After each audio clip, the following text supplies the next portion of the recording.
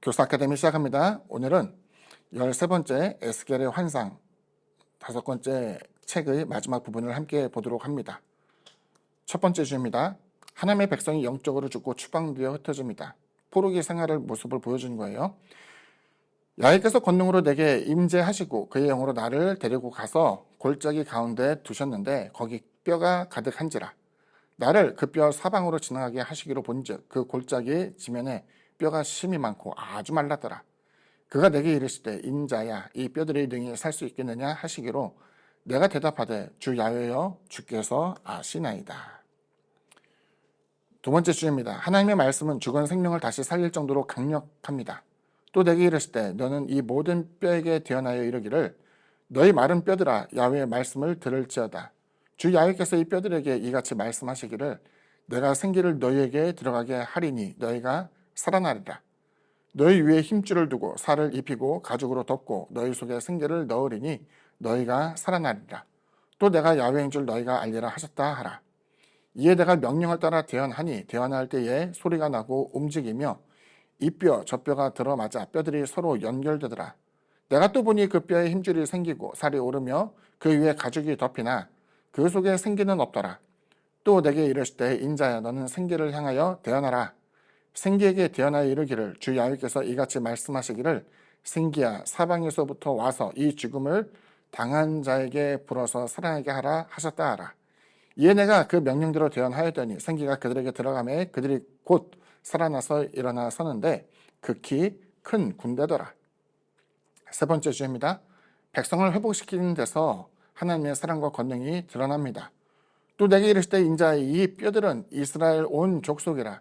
그들이 이르기를 우리의 뼈들이 말랐고 우리의 소망이 없어졌으니 우리는 다 멸절되었다 하느니라. 그러므로 너는 대언하여 그들에게 이르기를 주 야훼께서 이같이 말씀하시기를 내 백성들아 내가 너희 무덤을 열고 너희로 거기에서 나오게 하고 이스라엘 땅으로 돌아가게 하리라. 내 백성들아 내가 너희 무덤을 열고 너희로 거기에서 나오게 한즉 너희는 내가 야훼인 줄을 알리라. 내가 또 내 영을 너희 속에 두어 너희가 살아나게 하고 내가 또 너희를 너희 고국 땅에 두리니 나 야훼가 이 일을 말하고 이룬 줄을 너희가 알리라. 야훼의 말씀이니라.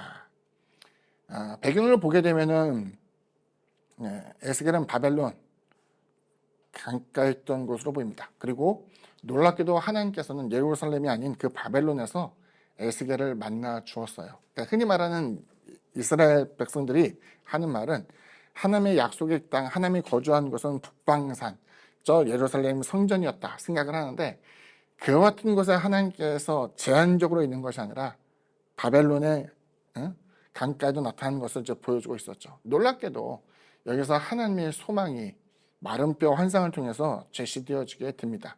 먼저 이제 마른 뼈에 대해서 생각해요. 사람이 죽으면은 시신을 장사를 치르게 되고 장사를 치고 난 다음에 많은 시간이 흐르게 되면은 그 모든 살들이 썩어지게 됩니다. 그리고 뼈만이 남겠죠. 그 뼈도 시간이 많이 지나면 수분이 다 빠져나가면서 작아지게 되는데 여기는 이제 우리나라처럼 축축한 땅이 아니라 굉장히 건조한 곳이기 때문에 마른 뼈의 모습으로 되었던 것을 생각하게 되죠. 그리고 하나님이 여기서 물어봅니다. 인자야, 이 뼈들이 능히 살겠냐라고 물어봅니다. 그러니까 제가 생각하기에 이거 살죠 그러면 그럼 네가 살려봐. 내지는 살 수 없습니다 그러면 네가 하나님의 전능하심을 멸시하냐 뭐 이렇게 될 수도 있기 때문에 여기서 제가 생각하건대 에스겔이 할 수 있는 최선의 대답은 주께서 아십니다라는 것이 최선의 대답이었을 거예요. 두 번째 보면은 하나님께서 이 뼈들에 대해서 대언하라는 지시를 합니다. 중요한 내용이 있어요. 뭐냐면은 하나님이 그냥 마른 뼈를 살아나게 하신 것이 아니라 에스겔로 하여금 그것을 대언하도록 합니다. 대신 말을 전하는 거예요.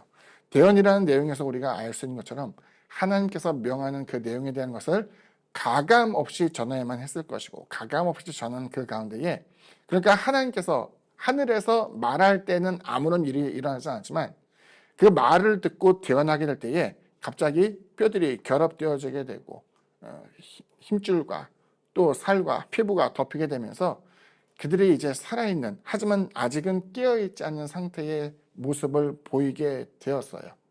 이것이 1차적으로 나타났던 변화였습니다. 그리고 하나님께서 또다시 그 에스겔에게 명령한 것이 있었어요. 또다시 대언해라. 이번에는 생기에 대해서 명령할 것을 이야기를 하며 그 생기가 사방에서 들어와서 이제는 그 마른 뼈에 많은 뼈들이 시간이 지나자 이제 하나님이 원하는 커다란 군대의 모습으로 변화된 것을 보여주고 있었어요. 하나님께서 이것에 대해서 정리할 때에 하나님께서 말씀하신 이 마른 뼈는 이스라엘 족속과 같다라는 것이었어요. 소망이 없다. 사람이 아플 때 생명이 붙어 있을 때는 소망이 아직 있어요. 차도를 보일 수 있고 회복이 될 수 있는 가능성인데 어때요? 죽고 나면은 그 가능성이 다 사라집니다. 하지만 임사 상태의 경우에서도 몇몇 깨어나는 경우도 있기 때문에 그 사람을 우리나라 장례에서 보게 되면 적어도 3일장을 하게 되는데 그 사흘 안에 다시 혹시나 깨어날까 기대하는 마음도 있을 수 있다는 것을 이야기하죠. 근데 이제는 뼈가 드러났어요.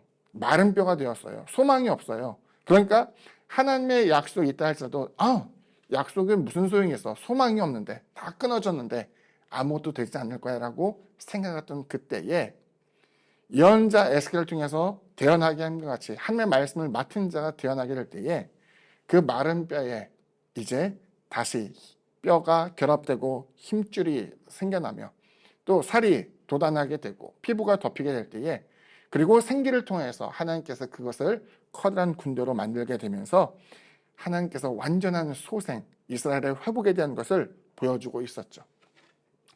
아직은 하나님께서 대언하라 말씀하지 않고 아직은 하나님께서 이것에 대해서 실현시키지 않았지만 적어도 그 에스겔을 통해서 보여준 것은 예레미야의 70년의 세월 지난 다음에 하나님의 약속이 주어졌을 때에 마른 뼈와 같은 환경이라 할지라도 하나님의 말씀은 아직 남아있고 그 말씀이 대언되어질 때에 회복될 것에 대한 것을 우리에게 보여주고 있어요.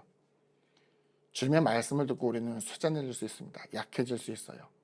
때로는 어떤 결단을 통하여서 신앙생활을 할 때에 점점 살이 붙는 포동포동해지는 모습이 아니라 메마르고 상한 심령처럼 보이게 될 수도 있어요. 그런데 그럼에도 불구하고 그들에게 소망이 있는 것은 하나님의 말씀을 거역한 자들에게 있어서 그 윤택감에 있는 것이 아니라 하나님의 말씀을 지키고 따르는 비록 마른 뼈의 모습과 같다 할지라도 하나님의 말씀이 그들에게 남아있다고 한다면 이내 곧 회복되고 생기를 통해서 그들이 커다란 군대를 이루게 될 것을 보여주고 있기 때문입니다. 우리 역시도 하나님께 소망을 가진 자가 되어서 그 소망을 통해 하나님의 큰 군대 마하나임을 이루며 살아가게 되는 저와 여러분 되기를 주님 이름으로 부탁을 드립니다. 오늘 강의 여기까지입니다. 다음번에는 신약 5권을 가지고 만나도록 하겠습니다. 감사합니다.